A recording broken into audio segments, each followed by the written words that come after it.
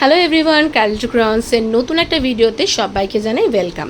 আজকে আমি যে জিনিসটা নিয়ে আলোচনা করতে চাইছি সেটা হচ্ছে আমাদের সিটুসির হ্যাপি আওয়ার বা আওয়ার কেয়ার সার্ভিস নিয়ে।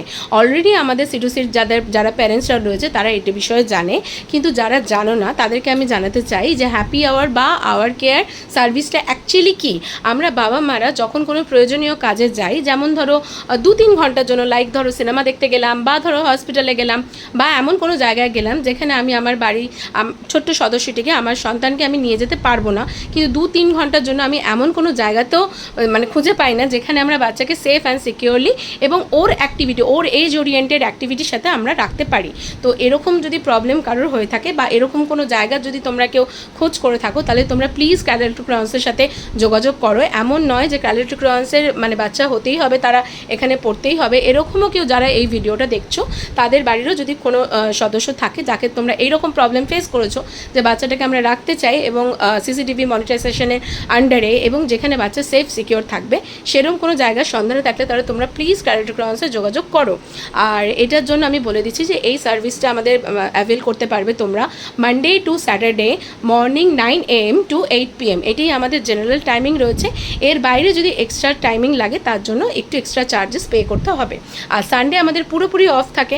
সানডেতেও যদি কোনো বাচ্চা রাখতে চাও তাহলে সেটার জন্য আমাদেরকে এক্সট্রা চার্জেস পে করতে হবে।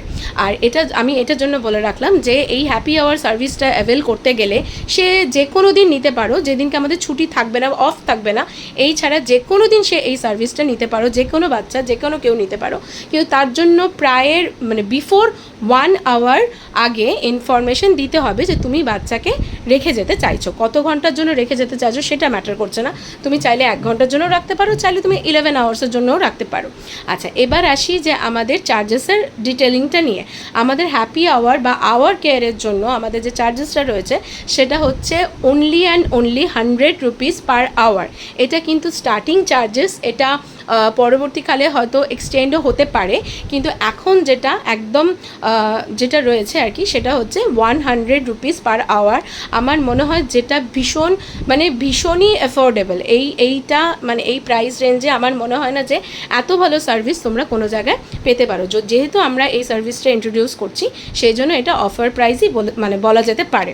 আর এবার বলি যে হ্যাপি আওয়ারে বা আওয়ার কেয়ারে বাচ্চাকে রাখতে গেলে বাচ্চার ব্যাগে কিন্তু 2 সেট জামা কাপড়, এক্সট্রা জামা কাপড় যেটা সে পরে আসবে সেটা ছাড়াও হ্যাঙ্কি এবং তার সাথে তোমার ওয়াটার পট নিডেড।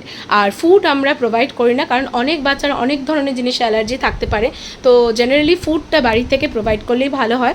লাঞ্চ আওয়ারে যদি সে আসে, লাঞ্চটা তাকে পুরোপুরিভাবে খাইয়ে দিতে হেল্প করা হবে, কিন্তু লাঞ্চটা বাড়ি থেকে প্রোভাইড করতে হবে।